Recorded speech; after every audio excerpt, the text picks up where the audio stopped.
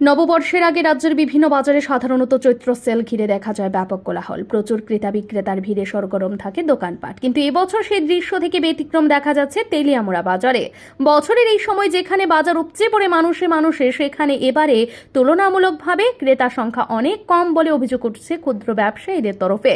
নববর্ষের আর মাত্র দুদিন বাকি থাকলেও তেলিয়ামুড়া বাজারে ক্রেতার দেখা মিলছে না সেইভাবে। বিশেষত কাপড় ব্যবসায়ীদের অভিযোগ, দামের বেশ কিছুটা ছাড় দেওয়া সত্ত্বেও বিক্রি আশানুরূপ হচ্ছে না। সকাল থেকে রাত পর্যন্ত দোকান খুলে রাখলেও যেভাবে আগে দূর দূরান্ত থেকে ক্রেতারা আসতেন সেই ভিড় এবার অনুপস্থিত। এই চৈত্রস্থাল মন্দার পেছনে বিভিন্ন কারণ উঠে আসছে ব্যবসায়ীদের মুখে। অনেকে বলছেন মানুষের হাতে টাকার টান রয়েছে, দীর্ঘদিন ধরে রেগার মজুরি বন্ধ বা অনিয়মিত পাওয়া, অনলাইনে শপিং এর ক্রমবর্ধমান প্রসারও ছোট বাজারগুলোর উপর প্রভাব ফেলছে। ব্যবসায়ীদের মতে আগের বছরগুলিতে যেখানে দোকানে একই দিনে লক্ষাধিক টাকার বিক্রি হতো সেখানে এবার তো অনেকটাই কম। ওই বেশি কিছু নাই, তেমন কিছু নাই। ব্যবসায়ী একদম খারাপ, খুব খারাপ। মার্কেটের লোকজনই নাই, খুব খারাপ অবস্থা। এবারের ব্যবসা খুবই খারাপ চলছে।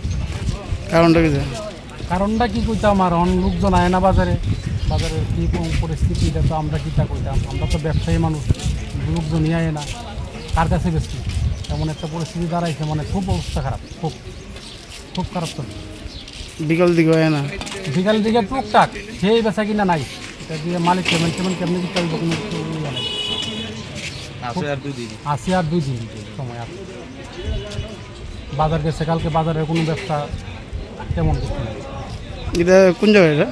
এটা হচ্ছে পূব বাজার, তেলিয়ামুড়া পূব বাজার। সার্বিকভাবে বলা যায় তেলিয়ামুড়া বাজারে এবারে চৈত্র সেল ব্যবসায়ীদের কাছে হতাশাজনক অভিজ্ঞতা হয়ে উঠেছে। এখন দেখার বিষয় নববর্ষের দিন শেষ মুহূর্তে বাজারে কিছুটা প্রাণ ফেরে কিনা। ব্যুরো রিপোর্ট, ঋদ্ধি নেটওয়ার্ক।